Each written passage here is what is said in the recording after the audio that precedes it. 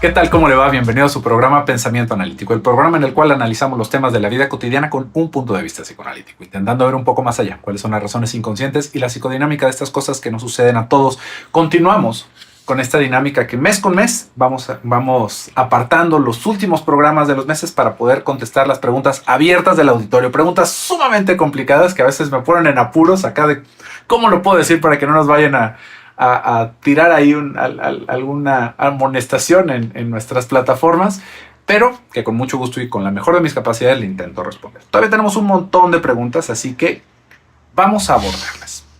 Fíjese, nos dice Silvia: buenas noches desde Argentina. ¿Cómo lidiar con la frustración por aquello que no pudo ser a pesar de anhelarlo tanto y de no lograr terminar proyectos empezados? Gracias. Silvia, una pregunta muy buena y que, si se fija, todos vivimos eso. Todos vamos a vivir eso. Es una fantasía total pensar que hay alguien que cumple todos sus sueños, que cumple todos sus anhelos, que todo le sale bien. No hay tal persona.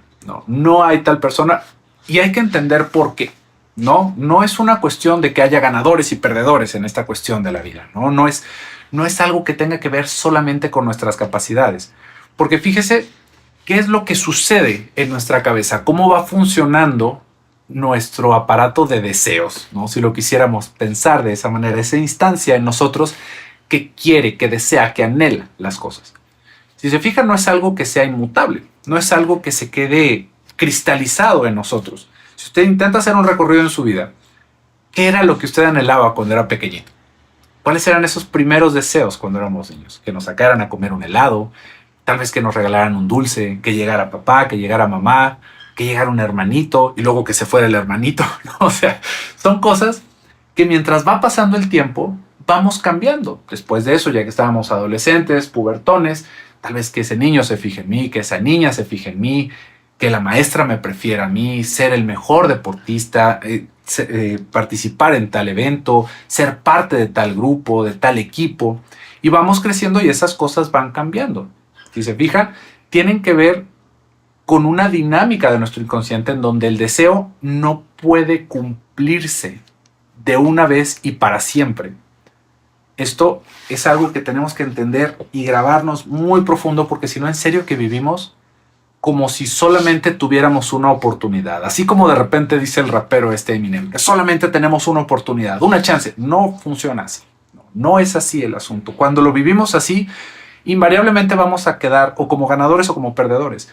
Pero tendríamos que entender que nuestros deseos cambian por el momento de la vida en la que nosotros estamos atravesando. Que tal vez nosotros podríamos pensar, bueno, es que qué ganas de haber tenido tal vez, no sé, una profesión distinta o de haber tenido una relación con esa persona que nunca me hizo caso. Y si se fija, eso solamente es como si fuera esa zanahoria que está enfrente del caballo, porque de hecho no sabemos si eso nos hubiera hecho más felices. Simplemente no podemos saberlo, ¿no? ¿Qué tal si yo hubiera sido astronauta? Tal vez hubiera sido más exitoso, tal vez hubiera sido más feliz. No lo sabemos. Tal vez hubiera sido una cosa igual de frustrante, ¿no? Que haber sido dentista, que tal vez que fue lo que escogí. ¿Por qué? Porque no tiene que ver con la meta final, sino con el camino. Entonces, esta pregunta de cómo le hacemos con la frustración por no alcanzar las cosas, nos va centrando en una manera de vivir la vida en donde pensamos que estamos como solamente poniéndonos metas y no disfrutando de lo que hacemos en el ínter. Siempre es importante tener metas, ¿no? Y no siempre específicamente, porque pues llega un punto en el que, ¿qué? Si queremos obtener algo después de eso, ¿qué nos queda? Disfrutarlo, ¿no? Por ejemplo, imagínese, si usted quería, yo lo que quiero es tal vez recibirme de tal profesión, ¿no? Ya me recibí, ¿y ahora qué? ¿No? Bueno, pues a disfrutar de la fiesta, a trabajar, ¿no? Y después de eso, ¿qué quiero? Quiero tener un empleo sobre eso. Ya lo tengo. ¿Y ahora qué? Si se fija, siempre estamos relanzando esto, porque no nos podemos quedar en ese momento. No es como que, ya lo cumplí y ahora sí ya me muero, ¿no? Hasta ahí llegué. No funciona de esa manera. Entonces, dentro de todas esas opciones que tenemos de desear, es imposible que no fracasemos en la mayoría de ellas, ¿no? En la gran mayoría de ellas. Esto es otra cosa súper importante de entender. Si lo pensáramos en la cuestión amorosa, ¿no? Fíjese cuál es la probabilidad que tenemos, nada más pensando en la probabilidad, de que esa persona que a mí me gusta sienta lo mismo del otro lado. ¿qué tan probable es eso? Esa otra persona no sabemos ni cuáles son sus gustos, ni cuáles son sus traumas, ni cuál ha sido su historia. Simplemente lo estamos viendo, estamos idealizando a alguien y decimos, yo quisiera tener una relación con esa persona. Tampoco sabemos cómo sería una relación con esa persona porque nunca lo hemos visto tan de cerca. Sin embargo, tenemos ese deseo de acercarnos. Y ese deseo muchas veces va a quedar frustrado, pues simplemente porque no tenemos el mismo timing, tal vez porque a la otra persona no le gustamos. Y pensar que eso nos va a arruinar la vida, ¿no? Es, una vez más, pensar como si todo tuviera que ver con esa competencia, como si fueran solamente una sola oportunidad. Es muy distinto pensar cómo quisiera yo encontrar a alguien para construir una relación, para tener una vida con esa persona, para querernos, ¿no? Si se fija, ahí ya ampliamos nuestra búsqueda. Y no tiene que ver con esa persona que tal vez está idealizada y que solamente existe dentro de mi cabeza. Quién sabe si es real. Sino que lo que estoy buscando yo es construir con alguien. Y construir con alguien es algo mucho más asequible que buscar específicamente una persona. Porque si no, imagínese que la persona que nos gustó es un artista. Y nosotros pues somos así un pelao de calle, ¿no? ¿Cómo nos vamos a acercar a esa persona? Y si pensamos que toda nuestra felicidad gira alrededor de estar con esa persona, pues ya nos fastidiamos, ¿no? Pero si se fija, es una manera de abordar las cosas. No solamente en cómo lidiar con esa frustración, sino que tendríamos que entender que es normal que nos frustremos. Y poder soltar un poquito ese tipo de ideas que se van perdiendo en el camino, porque imagínense, otra vez también, ¿no? Cuando éramos pequeñitos, pues yo quería ser bombero y nunca fui bombero, entonces, ¿qué voy a pasar, no? Voy a estar frustrado por eso, no voy a poder disfrutar de mi vida. No, la manera realmente que tenemos de poder lidiar con eso es que debe de haber muchas más cosas por desear. Debe de haber mucho más en ese buffet de las cosas que nosotros queremos conseguir. No solamente una. Si solamente nos enfocamos en una sola cosa, recuerdo que alguien en algún momento me decía, yo cuando tenga este carro voy a haber alcanzado todos mis sueños, ¿no? Y era un carro carísimo, absurdo, importado, ¿no? Que yo no he visto uno solo aquí en la ciudad, le voy a decir. Y fue como muy curioso, ¿no? Porque, ¿por qué eso? ¿Por qué ese carro específicamente? Y si se fija, muchas veces tiene que ver con una situación imposible, que a veces hasta se nos vende que deberíamos de pensar así, a lo grande, a lo alto, porque así piensan los millonarios y son puras babosadas, ¿no? Pero fíjese nada más cómo ocluimos, ¿no? Dejamos como solamente una mirilla pequeñita, porque eso es lo que me va a hacer feliz. ¿Por qué eso específicamente? O sea, ni siquiera tengo un carro. ¿Por qué estoy queriendo comprar ese carro que costaría más que la casa en la que vivo y que estoy rentando aparte, ¿no? O sea, ¿cuál es el punto? Ahí es en donde tenemos que intentar dar un giro, porque es nuestra manera de abordar la vida la que nos está teniendo frustrados, ¿no? Y ya escuché a alguien, ¿y cómo le hago para cambiarlo? Primero hay que reflexionarlo, ¿no? Porque no es como quitarnos cosas o cambiarnos chips, sino meditar, filosofar sobre estas cosas. Ese es el asunto, ¿no? Es poder construir estas ideas, cuestionarnos qué es lo que estamos haciendo nosotros. Y a partir de eso es que empezamos a ver caminos diferentes. No nada más es cómo me lo quito, ¿no? Porque no es gripa, no se nos va a quitar. Y ni la gripa se quita así, imagínense. Pero bueno, vamos a ver. ¿Qué más preguntas tenemos? Nos dice Carm. Hola, muchas gracias por darnos este espacio. En las relaciones con diferencia de edad, ¿por qué se piensa que el menor está desperdiciando su vida al lado de otra persona? ¿Por qué pareciera que perdemos valor como personas cuando avanzamos de edad? Una pregunta muy interesante, Carm. En el tipo de sociedad que hemos construido y en el que vivimos, siempre va a tener más valor lo nuevo. Si se fija, eso es algo que tiene que ver, bueno, una cuestión, si lo quisiéramos ver todavía más en lo social, con nuestra economía, con todo lo que tiene que ver con el capitalismo. Siempre lo nuevo es lo bueno, ¿no? Y eso tiene que ver con, otra vez, ¿no? Como la pregunta anterior que estábamos, con cómo vamos abordando la vida. Hay personas que pues definitivamente no es como que siempre quieran tener el celular más nuevo, como que siempre quieran tener el carro más nuevo y tienen una experiencia diferente. Cuando estamos hablando de relaciones, hay una cuestión un poquito más tangible que podríamos pensar, ¿no? Podemos ver tal vez una persona de 20 años, ¿no? Que se relaciona con una persona de 60 para tener una relación amorosa. Fíjese qué es lo que se alcanza a ver desde fuera. Cuando tú tengas 40 años, tu pareja va a tener 80. Él ya va a estar llegando o ella ya va a estar llegando al límite, ¿no? Al final de su vida, podríamos pensar, porque es más o menos la expectativa de vida que tenemos ahora, 80 años. Y tú vas a estar a la mitad, ¿no? Y después de eso, ¿qué vas a hacer? ¿Desperdiciaste tu juventud con una persona que te llevaba tal diferencia de edad. Pero fíjese ahí donde está el énfasis, ¿no? Lo que estamos intentando privilegiar es, deberías de poderte acompañar con alguien que no vaya a morir cuando tú vayas a la mitad de tu vida. Y ahí ya es muy distinto, porque la prioridad y lo que se está queriendo alcanzar es muy distinto.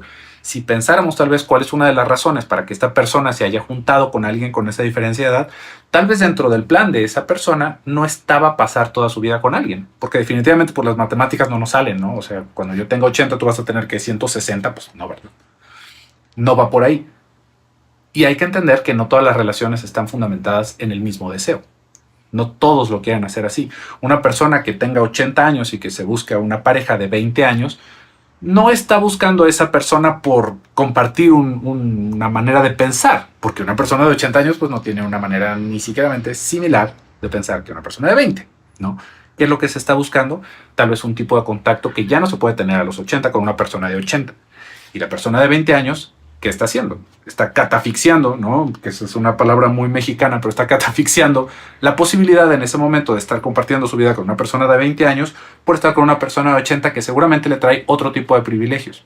Entonces, eso es lo que tendríamos que pensar. ¿Cuál es la valoración sobre la relación que estamos haciendo? Porque definitivamente que nadie está perdiendo su vida, porque otra vez tendríamos que pensar tal vez en un espectro un poquito más bajito, ¿no? Imaginemos una pareja de 40 y 20 años, que son 20 años, que de todas maneras es un montón, pero que es no tan raro, ¿no?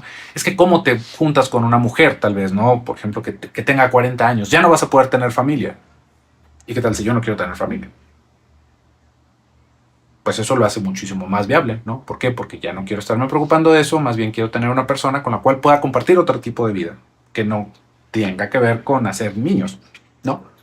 Entonces, ahí ya vamos a ir viendo, una vez más, como le digo, cuáles son nuestras prioridades, qué es lo que queremos tener. Y no porque valgan más o menos las personas, porque ahí lo podríamos pensar, ¿no? Porque las personas mayores pareciera que pierden valor, pues porque ya no trabajan igual que una persona joven, ¿no? Porque ya no pagan impuestos, sino que reciben pensiones, entonces ya no son tan valiosos en una cuestión social. Y esto es lo que los va haciendo que se vean como que pierden valor. Pero eso ya sería una cuestión muy distinta. Cuando lo estamos viendo en las relaciones, esta idea de que estamos desperdiciando nuestra vida casi siempre viene de afuera. No es porque no es porque esa persona que está en la relación no se haya planteado, ¿no? Bueno, ¿y qué tal cuando yo tenga 30 años, esta persona cuántos años va a tener? No es esa la idea, sino que se está viviendo un momento diferente. Y también hay que entender que no todas las relaciones van buscando lo mismo. Es una cuestión también de respeto en el deseo de los demás. Y vamos a ver, todavía tenemos tiempo, vamos a contestar preguntas rapiditas. Nos pregunta Luz María, ¿los trastornos de ansiedad son tratados en el psicoanálisis? Sí, Luz María, en sí es una de las cosas más comunes por las cuales las personas llegan al consultorio. Un trastorno de ansiedad es algo súper común, es algo que la gran mayoría de las personas, si no podríamos decir todas las personas del mundo, en algún momento van a vivir un momento en el cual se puede calificar como un trastorno de ansiedad. Hay personas que acuden a un terapeuta, en ese momento hay otras personas que apechugan y se aguantan y tienen una experiencia miserable durante mucho tiempo. A veces se les quita, a veces no se les quita, a veces aprenden a vivir con eso, pero es sumamente tratable, es una de las cosas que más se ven en el consultorio. También nos está preguntando Sofía, ¿cómo lidiar con el diálogo interno, especialmente cuando este tiene una connotación negativa? Fíjate, Sofía, tenemos un montón de videos por ahí que tienen que ver con el trastorno obsesivo compulsivo, porque este tipo de diálogo interno en donde constantemente nos estamos castigando, eres un tonto, eres un estúpido, nada te sale bien, nunca vas a conseguir lo que quieres, y que es así como si nosotros mismos nos estuviéramos dando con un chicote, tiene que ver con una estructura que va más hacia lo obsesivo, que ahí podríamos, si lo quisiéramos plantear desde un punto de vista un poquito más técnico, es como si fuera ese super yo punitivo, como si esa instancia dentro de nosotros, que es nuestra moral, nuestra brújula moral, está, bueno, ajustadísima, durísima y aparte castigadora sobre de nosotros. Entonces, todo lo que se pudo haber internalizado de esa brújula moral tiene que ver con castigo y tiene que ver con lo que se nos heredó hasta cierto punto de la crianza de nuestros padres, ¿no? Esto también es algo que se nos puede haber transmitido por estar siendo descalificados constantemente por nuestras figuras de autoridad en un principio de nuestra vida y que a lo largo de nuestra vida nos queremos confirmar efectivamente de que no valemos lo suficiente, de que nada nos va a salir bien. O también tiene que ver con una cuestión en donde se nos haya querido como enseñar una moral sumamente rígida y nos deja muy poco espacio en donde pareciera que todos nuestros deseos y todos nuestros anhelos están prohibidos y nos tenemos que estar fastidiando y saboteando todo lo que hacemos. Como te digo, hay muchos videos que tenemos en la lista de reproducción en donde hablo un poquito más extenso de esto, porque cómo lidiar con esto, cuando se vuelve algo tan agotador, tenemos que ir forzosamente a psicoterapia. No es algo que se nos vaya a quitar por ver un video, por leer un audiolibro, ¿no? Por escuchar un audiolibro. Es algo que tiene que ver con poder analizar nuestra historia y entender por qué es que estamos respondiendo de esa manera en el día a día. También vamos a ver, aquí nos dice, había algunas preguntas sobre las conductas desafiantes de los niños, ¿no? Que eso es una cosa que ya me espanto cada que los escucho. El trastorno desafiante del infante, ¿no? ¿Qué niño? No es desafiante, son niños. No, los niños van a decir que no y van a hacer berrinches y van a hacer porque son niños, porque los estamos educando. Y de repente para los adultos resulta ser una cuestión como muy difícil poderles poner límites a esas criaturas y queremos darles una medicina para que ya no hagan ruido. No lo hagan, no sabe lo dañino que es eso. Todos los niños son desafiantes, no se vaya con la idea de que el suyo le salió especialmente malo, ¿no? Todos los niños son desafiantes y los niños que no son desafiantes también tienen una cuestión de peligro dentro de su desarrollo. ¿Por qué? Porque son niños sumamente complacientes que, si se fija, estábamos hablando hace ratito sobre ese diálogo interno que nos castiga y que nos está diciendo, eso es algo que les pasa a esos niños cuando crecen, ¿no? ¿Por qué? Porque están tan callados, ¿por qué a todo dicen que sí? ¿Por qué a nada se oponen? ¿Por qué son tan dóciles? Están pasando muchas cosas dentro de su cabecita. Porque acá nos estaba haciendo una pregunta Tita. Dice, mi hijo mayor de 10 años, tengo 3, siempre ha sido convenenciero al grado en el que a la que pone siempre en más aprietos es a mí, su mamá. Cuando estoy con él en ocasiones me da la razón de cualquier tema, pero a veces sin esperarlo cambia de opinión y convicción y le da la razón a su papá. Estamos casados. Y así suele hacerlo con ambos, pero enfatiza más conmigo y delante de quien sea. Veo que hay nobleza en su corazón, pero siento que me traiciona cada vez que eso pasa. ¿Cómo puedo trabajar con él? Agrego que ya muestra actitudes de puberto y en otras circunstancias ni él sabe por qué de sus arrebatos. Muchas gracias. Esto de darle la razón y de sentirse traicionado, pues tendríamos que entender cuáles son los momentos en los que hace eso. Pero, si se fija otra vez, si regresamos a esta idea de que los niños no están educados, ¿no? Los niños lo que están buscando es salirse con la suya, siempre. Los adultos lo estamos haciendo, pero los adultos, la diferencia es que ya nos encuadramos un poquito, ya estamos encuadernaditos y decimos, ¿cómo me puedo salir con la mía, pero sin lastimar a los demás y sin ser un desgraciado en el camino? Esa es la diferencia entre un niño y un adulto, ¿no? Que los adultos ya tenemos herramientas para lidiar con esa parte de la realidad y a los niños les vale madre totalmente decir mentiras, traicionar, decir una cosa por otra, mientras se salgan con la suya y mientras ellos sientan que tienen satisfacción, lo van a seguir haciendo. Entonces, eso es algo que nosotros le tenemos que enseñar a los niños. No es como que lo trabajes así, como me acostumbro a que este niño es convenenciero, sino poderse mantener en una sola cosa. Esto es algo que va sucediendo mucho cuando los padres tienen como este pleito de opiniones de que el papá quiere decir que sí, la mamá quiere decir que no. Esto tiene que venir desde ustedes dos, en el que se puedan poner de acuerdo para poder encuadernar a ese niño, para poderlo encuadrar, que el niño no vaya tomando esas decisiones y no vaya cambiando de opinión dependiendo si le van a decir o si le van a decir que sí o si no, el padre que esté en turno en la autoridad. Ahí podemos ver que hay una autoridad que está medio devaluada, ¿no?, dentro de esa casa. Entonces, más que poderlo trabajar con él, es algo que tendrían que ponerse de acuerdo los padres para poderle transmitir esa idea y esa continuidad al niño, ¿no? De que no es darle la razón al uno o al otro, sino que hay una razón que se sobrepone a ambos, ¿no? Que hay una ley por encima de todos nosotros y que tiene que ver con lo que tú le quieras enseñar a tu niño, ¿no? Y vamos a ver, tenemos ya para terminar este video una pregunta de Alesushi. Me casé y mi esposo y mi mamá se llevan relativamente bien, aunque tienen bastantes diferencias y muchas veces me siento entre la espada y la pared porque se pelean por mi atención y a mi cariño. Entonces, si complazco a uno, el otro se molesta y viceversa. No quiero que ninguno se sienta mal, pero es muy agotador estar tratando de complacer a los dos. Siempre quedo en medio. ¿Cómo puedo hacer para sentirme tanto buena esposa y buena hija sin morir en el intento? Ale, no se puede. Por ahí alguien más había hecho una pregunta similar que nos compartía que había salido de vacaciones con sus padres y con su pareja y que había sido un infierno porque los padres querían estar en todo momento y se estaban peleando por las actividades que iban a hacer y que habían habían planeado una vacación que se supone que iba a estar fabulosa y que se volvió una cuestión espeluznante. No hay forma de servir a dos amos. Y ya desde ahí estamos haciendo un planteamiento que nos está tirando de cabeza a un precipicio. ¿Por qué el centro, ¿no?, del problema es querer complacer a alguien, ¿no? ¿Dónde quedas tú también en eso? Es como estar al servicio de los demás. Si es para tu pareja, tú puedes complacer mientras sea una cuestión recíproca. No es que estés ahí solamente para darle al otro, ¿no? Si es para tus padres, ¿por qué tendrías que complacer a tus padres? ¿Cuál es el punto de eso? ¿Qué es lo que estás queriendo ganar con esa postura? ¿Y cómo es que se te está tratando que el lugar que se te asigna es que tú tienes que complacer a los otros? Ya desde ahí nos estamos haciendo preguntas complicadas, si te fijas.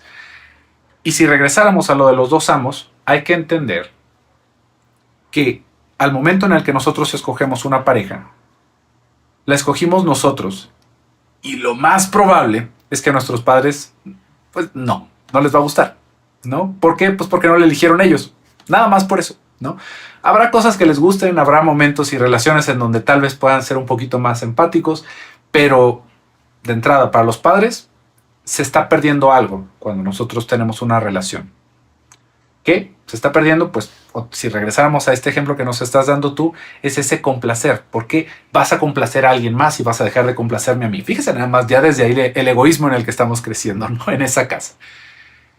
Y por otro lado se está perdiendo pues que la cercanía, ¿no? Si quisiéramos a final de cuentas la cotidianidad, ¿no? Tal vez yo quisiera seguir viendo a mis hijos, a mi hija, a mi hijo, que estuvieran en casa y se van a ir, ¿no? Y ellos van a ser su familia y seguramente no los voy a ver todas las navidades, seguramente ya se van a salir de vacaciones sin mí, y van a hacer un montón de cosas sin mí. ¿Por qué? Porque ellos ya hicieron su vida. Algo se está perdiendo, por lo tanto, para los padres, pues las parejas que nosotros vamos eligiendo, pues se ven como intrusos, como invasores muchas veces. No se acaba como de valorar realmente que lo que estamos haciendo es una familia nueva y estamos haciendo una vida para nosotros mismos, ¿no? Solamente se acaba viviendo la pérdida en eso. Ahí es en donde tendrías tú que pensar en dónde estás poniendo tu prioridad. Porque de entrada ya hablamos de esto, de complacer. ¿Cómo que complacer a uno o al otro, ¿no? Y cómo que ser buena esposa y buena madre son cosas muy distintas. Fíjese nada más el resbalón que tuve. Buena esposa y buena madre. Porque esa es exactamente la postura, ¿no? ¿Por qué tendrías tú que ser complaciente con tus padres? ¿Cuál es la función ahí, no? Así como si fueran también tus hijos, como que tú también los tienes que cuidar, ¿no? Y estarles dando regalitos y estarles haciendo cariñitos. O sea, no va por ahí. No es ese tu papel. Pero tal vez eso es lo que se está pidiendo. Y en el sentido de poder privilegiar actividades con nuestra pareja o con nuestra familia nuclear, invariablemente tendríamos que elegir por nuestra pareja. Y es una cosa que tal vez le va a sonar así como un baldazo. Pero ¿cómo si la familia es primero? La familia se crea de extraños. La sangre que compartimos, por supuesto que nos da un vínculo muy especial. Pero nuestra historia tendría que ser primero. Y si se pueden incluir estas personas, bienvenidos. Pero si hay un conflicto de intereses, tendríamos que elegir justamente por nuestro propio camino, no en tomar esa vuelta en U para regresar a casa de papá y mamá y seguir siendo los mejores hijos, porque eso nos deja infantilizados. Eso no nos permite generar un vínculo real con la otra persona, porque siempre se va a vivir como si fuera el plato de segunda mesa, ¿no? Sí estoy contigo, pero si me hablan mis papás, en ese momento tengo que salir corriendo y no funciona de esa manera. ¿Por qué? Porque esa persona tampoco nos va a tener como una prioridad. Y en el momento en el que los padres ya no estén y esa persona vivió durante toda su vida sintiéndose desplazada, imagínense qué tipo de relación vamos a tener. De la basura, ¿no? Y con justa razón, porque tratamos mal a esa persona. Tenemos que construir hacia lo nuevo, dentro de nuestra familia. No porque vayamos a abandonar y vayamos a tirar a la basura todo lo que hagamos con esas personas, no. Pero hay que entender que hay prioridades distintas. Es la misma cosa si lo pensáramos, ¿no? Dentro de casa, ¿qué debería de poner yo primero, no? Ser esposa, ser padre, ¿no? ¿Qué es lo que va primero? Primero tendría que venir nuestra relación más cercana. Esa persona que es nuestra pareja, esa persona que es mi cómplice, mi compañero. Los demás vienen después. ¿Por qué? Porque nosotros somos los que elegimos estar juntos y los demás se añaden a nuestro camino.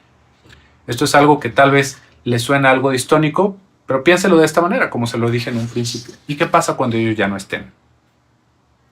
¿No? Hay que pensarlo a futuro y los padres tendrían que entender eso también, porque nosotros como padres no vamos a estar toda la vida y esa persona que es mi hijo o mi hija se va a tener que acompañar y va a tener que construir más allá de nuestra casa. Tendríamos que poder empatizar con eso. Pero bueno, Pues por el día de hoy se nos ha terminado el tiempo, se nos hacen largos estos videos, espero que sean de su agrado. Yo me despido por el día de hoy, soy José Luis Amarripa, hasta pronto.